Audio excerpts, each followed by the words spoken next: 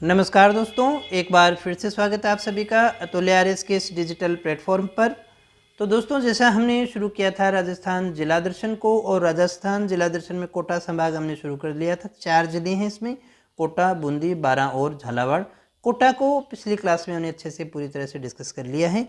आज हम कोटा संभाग के दूसरे जिले बूंदी के विषय में डिस्कस करने वाले हैं। क्लास को शुरू करने से पहले वीडियो को लाइक कर दीजिएगा, दोस्तों के साथ में शेयर कर दीजिएगा, और चैनल को सब्सक्राइब नहीं किया है तो कर लीजिएगा, क्योंकि इस तरह के क्वालिटी एजुकेशन वीडियो केवल आपको इसी चैनल पर मिलते हैं। दोस्तों, पूरा जो है राजस्थान का जिला दर्शन अपने कर रहे हैं, पूरे 50 जिले अच्छे से हम डिस्कस करने वाले हैं। तो बात करें बूंदी जिले के विषय में, तो एक तो बूंदी जिले का जो नाम है वो बूंदी कैसे पड़ा, तो पहले यहाँ पर बूंदा मीणा, मीणाओं का अधिकार हुआ करता था, उसमें एक बूंदा मीणा हुआ करते थे, उसके नाम पर जो इसका नाम जो है वो बूंदी पड़ गया। इसके उपनाम भी हैं, खूब सारे उपनामों की बात करें तो बावड़ियों का शहर क्यों कहेंगे, क्योंकि यहाँ पर बहुत सारी बावड़ियाँ हैं। सिटी ऑफ स्टेपल्स, ये तो बावड़ी के लिए ही काम आता है शब्द। राजस्थान की काशी भी कहते हैं, वृंदावती भी कहते हैं। तो ये कई एक नाम हैं, इसके उपनाम हैं। बूंदा मीणा के नाम पर बूंदी हो गया, बावड़ियों का शहर, सिटी ऑफ स्टेपल्स, राजस्थान की काशी, वृंदावती, कई नाम इसके हमें सुनने को मिलते हैं। अब हम बात करें पड़ोसी ज़िलों की, क्योंकि किसी भी राज्य की सीमा तो इसके साथ में लगती नहीं है, बूंदी के साथ किसी स्टेट की सीमा नहीं लगती। ज़िलों की सीमा लगती है, और काफ़ी ज़िले हैं, 6 ज़िलों की सीमा लगती है। आइए देखें कौन कौन से हैं, क्रमशः देखते हैं। सबसे पहले देखिएगा टोंक, ये हमारी टोंक की सीमा है जो बूंदी ज़िले से लगती है। तो में ये थोड़ी सी सीमा यहाँ आप देख पा रहे हैं, ये सवाई माधोपुर की भी होगी दूसरे ज़िले में। तीसरी तो कोटा की है ही है, अहम काफ़ी बड़ी सीमा इसके साथ में लगती है, तीसरी सीमा होगी। चौथी सीमा हमारी चित्तौड़गढ़ की हो गई, ये इतनी सीमा लगती है। और उसके बाद में 5वीं जो सीमा है वो हमारी ये यहाँ तक हमारी भीलवाड़ा की रहेगी। और ये नया बना हुआ ज़िला शाहपुरा, इसकी सीमा भी लगती है, तो छठे ज़िले के रूप में शाहपुरा की सीमा भी लगती है दोस्तों। तो एक नया ज़िला शाहपुरा इसके साथ में लगने लग गया है, यही इसमें एक परिवर्तन है, इसलिए प्रश्न पूछा जा सकता है। पहले केवल भीलवाड़ा की सीमा लगती थी, अभी शाहपुरा की भी सीमा लगती है दोस्तों। तो प्रारंभ में देखिएगा इस क्षेत्र पर बूंदा मीणा का अधिकार हुआ करता था, जिसके नाम पर यह बूंदी कहलाता, अभी हमने चर्चा की थी। और आगे फिर ये चेंज कैसे हुआ, तो यहाँ हाड़ा देवा, हाड़ा देवा कौन सी, देवी सिंह हाड़ा थे, इन्होंने बूंदा मीणा के पोते जेता मीणा को पराजित किया और यहाँ पर चौहान वंश की स्थापना की थी। तो हम कहें कि बूंदी में किस राजपूत वंश का शासन रहा, तो चौहान वंश का यहाँ पर शासन रहा था, हाड़ाओं का शासन रहा था, और चौहान हुआ करते थे। तो देवी सिंह हाड़ा जो थे, इन्होंने यहाँ पर चौहान वंश की स्थापना की थी दोस्तों। स्वतंत्रता आंदोलन के समय प्रजामंडल बने, तो यहाँ भी प्रजामंडल बना था, क्योंकि ये भी एक रियासत हुआ करती थी, बूंदी प्रजामंडल। इसकी स्थापना 1931 में की गई थी, कांतेलाल की अध्यक्षता में, याद रखिएगा। यहाँ बांधों की बात करें तो बांध हैं, बिल्कुल गरदड़ा बांध है, गुड़ा बांध है, मेज नदी पर बना हुआ, चाकन नदी पर चाकन बांध है, एक वरद बांध भी है जिसको विकसित किया जा रहा है पर्यटक स्थल के रूप में, इसलिए इसे हाड़ौती का गोवा भी कहते हैं। कभी जो अधीनस्थ बोर्ड वाली परीक्षा है वहाँ ऐसे क्वेश्चन आ जाते हैं। अभयारण्यों की बात करें तो यहाँ कौन कौन से अभयारण्य हैं, कनक सागर अभयारण्य कहाँ है, ये बूंदी में है, पूछा जाए तो। दूसरी बात कि राज्य का सबसे छोटा आखेट निषिद्ध, आखेट निषिद्ध मतलब जहाँ शिकार करना मना होता है, आखेट का मतलब ही शिकार हुआ करता है। और रामगढ़ विषधारी अभयारण्य, ये बहुत इम्पोर्टेंट है, ये राजस्थान का चौथा टाइगर रिजर्व है दोस्तों। और यह जो है बाघों का जच्चा घर, यानी जहाँ पर बाघों का जन्म होता है तो वो माना जाता है। तो बाघों का जच्चा घर कौन सा है, रामगढ़ विषधारी अभयारण्य, और राजस्थान का चौथा टाइगर रिजर्व हम इसे मानते हैं। दर्रे हैं, दर्रे वैसे तो जानिएगा कौन से होते हैं, दो पहाड़ों के बीच में जो अपने गुजरने के लिए जो रास्ता होता है उसे हम दर्रा कहते हैं।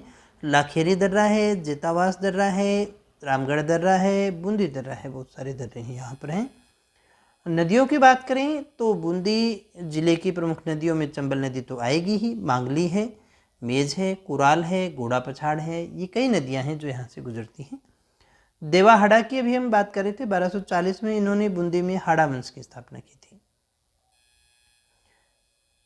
समर सिंह के समय कोटिया भील को पराजित करके कोटा को बूंदी राज्य में शामिल किया गया था। बूंदी बड़ा हुआ करता था, भी देखो, है ना। कोटा को बूंदी राज्य में शामिल कर लिया गया था, किसके समय? समर सिंह के समय। तो याद रखिएगा। कुछ वैसे मैंने किसी ज़िले के अंदर किसी शासक की बात की नहीं है, लेकिन यहाँ 2-3 शासक है जो इम्पोर्टेंट है, डायरेक्ट क्वेश्चन आते हैं, इसलिए मैंने इनको यहाँ पर डाल दिया है। सुरजनहाड़ा की बात करें तो सुरजनहाड़ा बूंदी के वो पहले शासक थे जिन्होंने मुगलों के साथ संधि करके मुगलों की अधीनता स्वीकार की थी। ये इम्पोर्टेंट क्वेश्चन हमारा आ गया। दूसरा इम्पोर्टेंट हमारे जाने जाते हैं बुद्ध सिंह हाड़ा।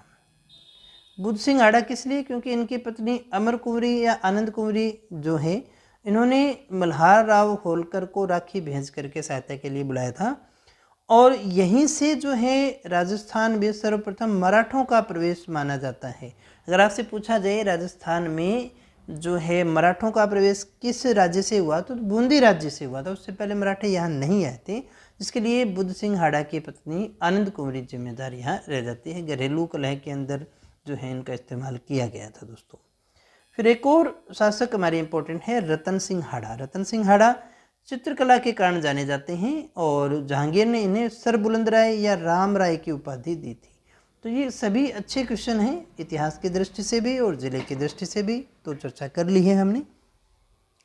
बूंदी के एक बहुत ही महान कवि हम कहें तो सूर्यमल मिश्रण। सूर्यमल मिश्रण भी लिखा आता है कई जगह, लेकिन सूर्यमल मिश्रण को आप सही मानिएगा। पहला क्वेश्चन तो इसमें यही बनता है, कहाँ से संबंधित थे? बूंदी से।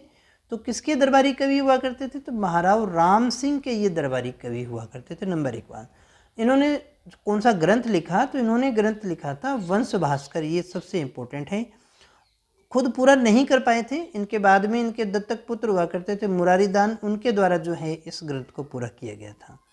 और इस ग्रंथ का अन्य नाम है वीर रसावतार। ये क्वेश्चन आया हुआ है, कई बार पूछता है। वीर रसावतार किसका नाम है? तो वंश भास्कर का नाम है, सूर्यमल मिश्रण का नाम नहीं है। वीर रसावतार वंश भास्कर के लिए प्रयुक्त किया जाता है। अगर सूर्यमल मिश्रण के लिए कोई शब्द काम आता है तो राजस्थान के वेद व्यास शब्द अपने ले सकते हैं। ये देखो, ऐसे व्यक्ति थे, ऐसे कवि थे जिन्होंने अंग्रेजों के विरुद्ध पहली बार जो है कुछ लिखने का, कविता लिखने का साहस किया था। तो अंग्रेजों के विरुद्ध लिखने वाले राज्य के पहले कवि कौन से हैं? सूर्यमल मिश्रण। सूर्यमल मिश्रण कौन थे? तो बूंदी के महाराव राम सिंह के दरबारी कवि हुआ करते थे। इनकी जो सबसे इम्पोर्टेंट रचना है वो वंश भास्कर है।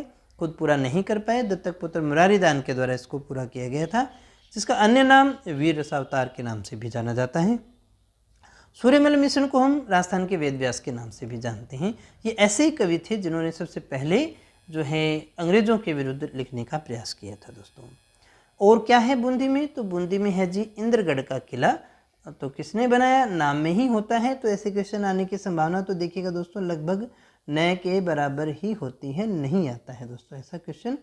तो यहाँ ये चीज़ याद रखिएगा, इंद्रगढ़ का किला जो है राजा इंद्रसाल के द्वारा जो है वो इसको बनाया गया था दोस्तों।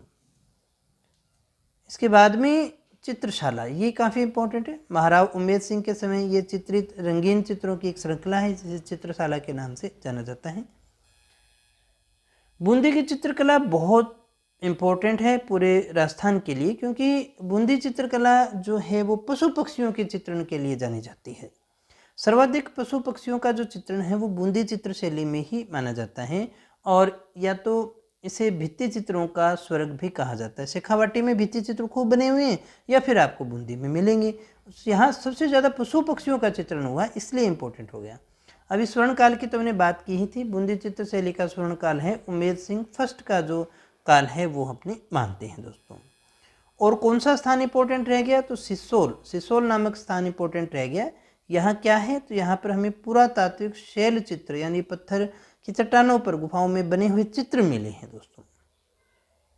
बांसी दुगारी का संबंध किससे है? तो ये याद रखिएगा तेजाजी से। तेजाजी की कर्मस्थली के रूप में जाना जाता है, मेला भी लगता है। लाखेरी बहुत इंपॉर्टेंट जगह है, लाखेरी बूंदी वो जगह है जहाँ पर राजस्थान का पहला सीमेंट का कारखाना स्थापित किया गया था 1915 के अंदर। तो राजस्थान में सबसे पहले सीमेंट का कारखाना कब लगा? 1915 में। कहाँ लगा है? बूंदी में लगा है। बूंदी का कौन सा स्थान है? लाखेरी बूंदी। एक किसान आंदोलन के समय एक हत्याकांड हुआ, डाबी हत्याकांड, ये भी बहुत इंपॉर्टेंट है। यहाँ से एक आधा क्वेश्चन हिस्ट्री के रूप में आपसे पूछता है। 2 अप्रैल 1923 की ये घटना मानी जाती है और इस घटना के अंतर्गत देखिए किसानों का एक सम्मेलन हो रहा था जिसमें पुलिस ने गोलीबारी की और इस गोलीबारी के अंदर नानक जी भील और देवाराम गुर्जर जो है वो शहीद हो गए थे दोस्तों, इसलिए ये क्वेश्चन आपसे पूछा जाता है। तो ये बूंदी से ही संबंधित है डाबी। इंद्रगढ़ बूंदी का स्थान है, यहाँ पर बिजासन माता का मंदिर भी है, एक सुख महल भी है, जेत सागर झील में स्थित है ये, जिसका निर्माण विष्णु सिंह के द्वारा करवाया गया था। उल्टे पिरामिड की आकृति में बना हुआ जो कुंड है वो दाभाई कुंड है, ये भी बूंदी में ही है। रतन दौलत दरी खाना आगे भी पढ़ेंगे हम इसमें, बूंदी के राजमहल में ये स्थित है। यहाँ इम्पोर्टेंट इसलिए कि बूंदी के राजाओं का जो राज तिलक होता था, नया राजा जब बनता था तो वो यहीं पर हुआ करता था, रतन दौलत दरी खाना में। ये इम्पोर्टेंट बात हो गई हमारे लिए। और ये कल्चर का एक बहुत इम्पोर्टेंट 84 खंभों की छतरी बूंदी में है। 80 खंभों की छतरी, 84 खंभों की छतरी सबसे ज़्यादा पूछा जाने वाला प्रश्न है। तो 84 खंभों की छतरी कहाँ है? बूंदी में है। 1683 में बनवाया था इसने अनिरुद्ध हाड़ा ने पत्नी दाभाई की याद में। दाभाई अनिरुद्ध की पत्नी हुआ करती थी। रानी जी की बावड़ी कहाँ है? 1699 में बूंदी में ही है और इसका जो निर्माण है राव राजा अनुरुद्ध सिंह की रानी नाथावती के द्वारा करवाया गया था। ये क्वेश्चन कई बार पूछा गया है तो ये नाम थोड़े से याद रख लीजिएगा। वैसे जब हम कल्चर पढ़ेंगे तो भी इसके अच्छे से चर्चा करने वाले। बहुत सुंदर बावड़ी है क्योंकि इसका उपनाम ही है बावड़ियों का सिरमौर, यानी सिर का मुकुट है ना, तो इसलिए इम्पोर्टेंट। मोर माने मुकुट के रूप में लेते हैं सिरमौर, है ना, जो सभी बावड़ियों के मुकुट के समान है। बूंदी अगर भौगोलिक दृष्टि से देखें भौतिक आधार पर दक्षिणी पूर्वी पठार का ही, हाड़ौती के पठार का ही भाग माना जाता है। यहाँ एक जलप्रपात यानी कि झरना भी है, मांगली नदी पर बना हुआ। गरडदा, गरडदा क्या है? प्रथम बर्ड राइडर रॉक पेंटिंग यानी शैल चित्र हमें यहाँ से प्राप्त हुआ है। बारोदिया, बारोदिया स्थान बूंदी में है। ये सिलिका रेत का यहाँ पर सर्वाधिक उत्पादन होता है। यहाँ के व्यक्ति किशनलाल सोनी फेमस किस लिए? रेल वाले बाबा के नाम से जाने जाते हैं। मेहता लज्जाराम काफ़ी इंपॉर्टेंट है क्योंकि राजस्थान का पहला साहित्यिक पत्र था सर्वहित, उसके ये संपादक हुआ करते थे मेहता लज्जाराम, इसलिए इंपॉर्टेंट हो गए दोस्तों। मेहता लज्जाराम कौन है? सर्वहित के संपादक। और सर्वहित क्या है? राजस्थान के पहला साहित्यिक पत्र है दोस्तों। केशोराय पाटन बहुत इंपॉर्टेंट जगह है, यहाँ पर सहकारी क्षेत्र की पहली शुगर मिल स्थापित की गई थी 1965 के अंदर। सहकारी क्षेत्र की पहली शुगर मिल राजस्थान में कहाँ बनी? केशोराय पाटन में, बूंदी में बनी थी। रामशाही, चेहरेशाही क्या है? तो ये सिक्कों के प्रकार हैं, ऐसे पगड़ियों के प्रकार भी होते हैं, ये सिक्कों के प्रकार हैं, बूंदी रियासत में प्रचलित हुआ करते थे। तीज के मेले फेमस होते हैं। कजली तीज का मेला फेमस है, कहाँ का? बूंदी का। ये क्वेश्चन आ जाता है कजली तीज का मेला कहाँ लगता है? तो बूंदी में ही लगता है विशेषतः। और ये जो मेला है वो भाद्रपद कृष्ण तृतीया को लगता है। महादेव के मंदिर यहाँ भी हैं, हुंडेश्वर महादेव हिंडोली में, और केशवराज जी के मंदिर केशोराय पाटन में। हजरत शेख अब्दुल अजीज मक्की की दरगाह ये भी कहाँ है? केशोराय पाटन, काफ़ी इंपॉर्टेंट जगह है भाई। केसरबाग, केसरबाग क्या है? बूंदी शासकों का शमशान स्थल के रूप में जाना जाता है। एक किला है यहाँ पर काफ़ी फेमस, तारागढ़। तारागढ़ का किला यहाँ पर भी है और तारे की आकृति होने के कारण हम इसे तारागढ़ बोलते हैं। एक तारागढ़ अजमेर में भी है दोस्तों ना, उसकी बात भी की थी हमने। बरसिंह हाड़ा ने इसे बनवाया था 1345 में। इसे सुरंगों का किला, सुरंग बहुत ज़्यादा है इसलिए इसे राजस्थान का डरावना किला भी कह देते हैं।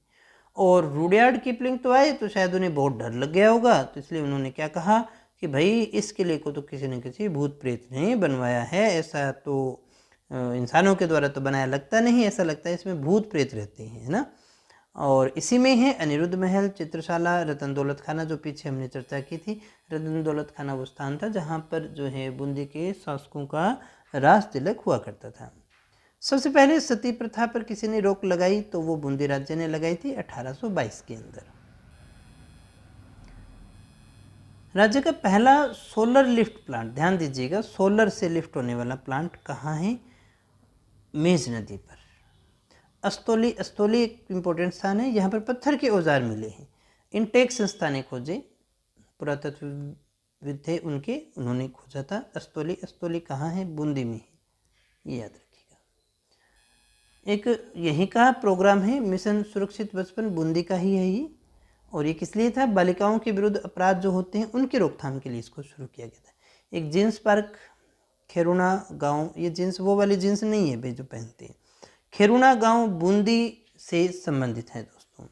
खेरुणा गांव बूंदी में है जींस पार्क। तो दोस्तों ये था बूंदी जिला, पूरा अच्छे से हमने इसको डिस्कस किया है, कोई फैक्ट हमने छोड़ा नहीं। मुझे उम्मीद है सारी चीज़ें आपने अच्छे से ध्यान से सुनी होगी।